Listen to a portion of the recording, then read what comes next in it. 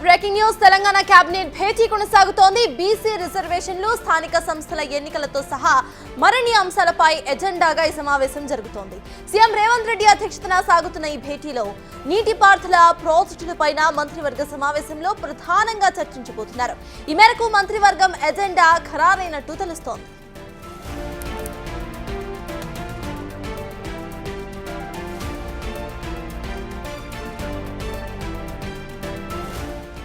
స్థానిక సంస్థల ఎన్నికల్లో బీసీలకు 42% రిజర్వేషన్లు కల్పిస్తూ తెచ్చిన జీవో నంబర్ 9 పై హైకోర్టు మధ్యంతర ఉత్తర్వులను జారీ చేసింది. దాన్ని సవాలు చేస్తూ సుప్రీంకోర్టుకు వెళ్లగా పిటిషన్ను తిరస్కరించింది దేశ అత్యున్నత న్యాయస్థానం.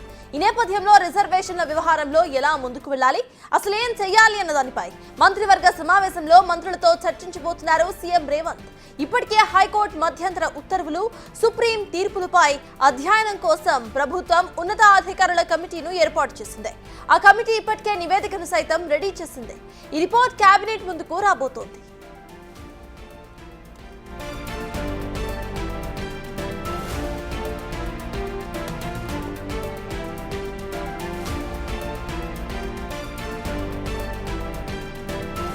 స్థానిక సంస్థల ఎన్నికల్లో పోటీకి 2 పిల్లల నిబంధనను తొలగిస్తూ నిర్ణయం తీసుకుంది రేవంత్ ప్రభుత్వం. ఇందుకు సంబంధించిన ఆర్డినెన్స్ కు నేటి కేబినెట్ భేటీలో ఆమోదం తెలిపే అవకాశాలు కనిపిస్తున్నాయి.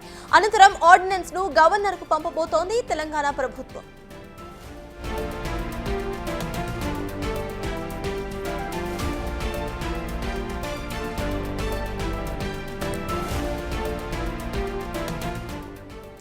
సాగునీటి ప్రాజెక్టులపైన చర్చించబోతోంది తెలంగాణ కేబినెట్. ఎస్ఎల్బీసీ టన్నెల్లో ప్రమాదంలో పనులు పూర్తిగా నిలిచిపోయాయి. ఆ పనులను తిరిగి ప్రారంభించాలని నిర్ణయించింది ప్రభుత్వం. ఇదే అంశాన్ని కేబినెట్ లో కూడా చర్చించబోతున్నారు. ఎస్ఆర్ఎస్పీ ఫేజ్ 2 కు మాజీ మంత్రి రామరెడ్డి దామోదర్ రెడ్డి పేరు ఖరారు చేయబోతోంది. ఇక కాళేశ్వరం ప్రాజెక్టు పునరుద్ధరణ పనులు, డిజైన్ టెండర్స్ పై కూడా తెలంగాణ కేబినెట్ చర్చించే అవకాశం కనిపిస్తోంది.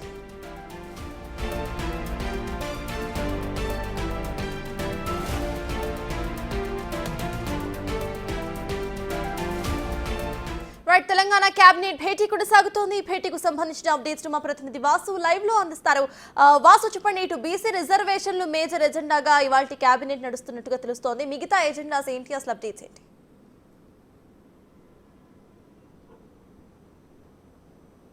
కొద్దిసేపు క్రితమే తెలంగాణ కేబినెట్ సచివాలయంలో భేటీ అయింది. ముఖ్యమంత్రి అధ్యక్షతన ఈ భేటీ కొనసాగుతుంది. శ్రీధర్ బాబు మినహా అందరూ మంత్రులు హాజరయ్యారు. శ్రీధర్ బాబు ప్రస్తుతం విదేశీ పర్యటన ఉన్న నేపథ్యంలో ఆయన హాజరు కాలేకపోయారు.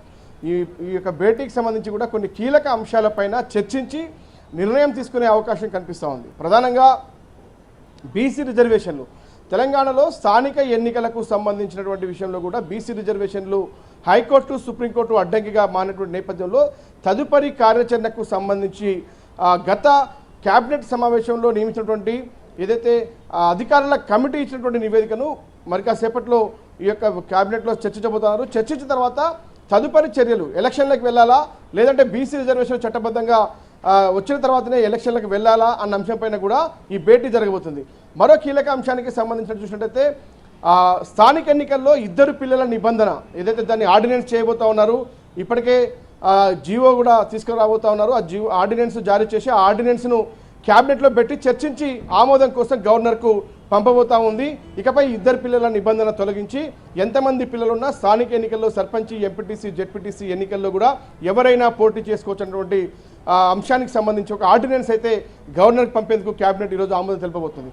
ఇక మరో కీలక అంశానికి సంబంధించి తెలంగాణలో సాగునీటి ప్రాజెక్టుల విషయం, ఏదైతే కాళేశ్వరం సంబంధించినటువంటి బ్యారేజీల పునరుద్ధరణ, ఎస్ఎల్బీసీ సొరంగ ప్రమాదం తర్వాత జరిగినటువంటి పరిణామాలు, తదుపరి చర్యలకు సంబంధించి ఏదైతే సొరంగం పూర్తి చేసే అంశానికి సంబంధించినటువంటి విషయంలో తీసుకోవాల్సిన నిర్ణయాలతో పాటు ఇక మిగతా ఎస్ఆర్ఎస్పీకి సంబంధించినటువంటి 2వ దశ పనుల గురించి చర్చిస్తుంది. ఆ తర్వాత ఎస్ఆర్ఎస్పీకి సంబంధించి కూడా ఇటీవల చనిపోయినటువంటి కాంగ్రెస్ సీనియర్ నేత మాజీ మంత్రి రామరెడ్డి దామోదర్ రెడ్డి పేరును ఖరారు చేస్తూ ఆమోదం తెలిపే అవకాశం కనిపిస్తూ ఉంది.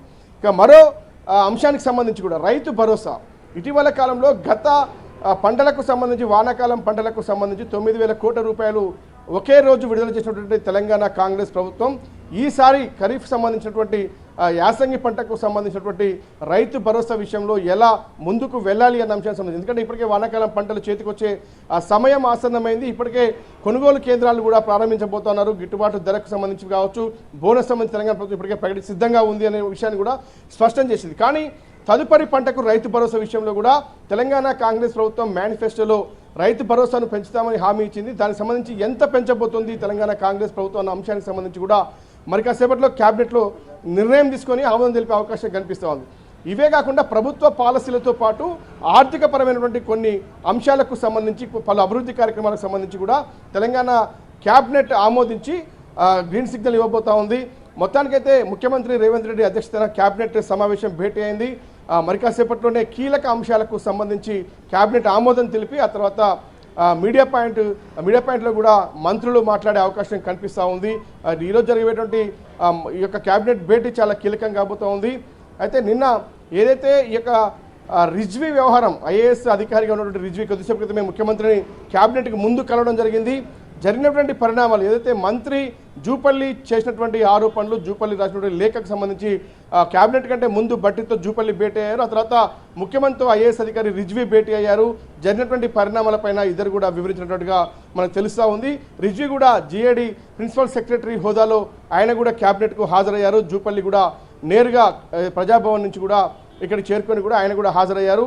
వాళ్ళిద్దరి మధ్య కూడా జరిగినటువంటి పరిణామాలను ఇటు డిప్యూటీ సీఎం కూడా ఆరా తీసినట్టుగా తెలుస్తూ ఉంది. ఇక రాజకీయంగా జరుగుతున్నటువంటి పరిణామాలపైన కూడా క్యాబినెట్లో మంత్రులు, ఐఏఎస్ అధికారులు, ఇతర అంశాలకు సంబంధించినటువంటి మంత్రుల మధ్య వివాదాలకు సంబంధించి కూడా ముఖ్యమంత్రి ఆరా తీసి పలు సూచనలు చేసే అవకాశం కూడా కనిపిస్తూ ఉంది. ఇటీవల కాలంలో మంత్రుల వ్యవహార శైలి కావచ్చు, ఐఏఎస్ అధికారుల తీరుకు సంబంధించి కూడా ముఖ్యమంత్రి మరొకసారి క్యాబినెట్ భేటీ ముగిసిన తర్వాత పలు సూచనలు చేసే అవకాశం అయితే కనిపిస్తూ ఉంది. సుదీర్ఘంగా క్యాబినెట్ రాత్రి 9 గంటల వరకు కూడా కొనసాగే అవకాశం అయితే ఉంది.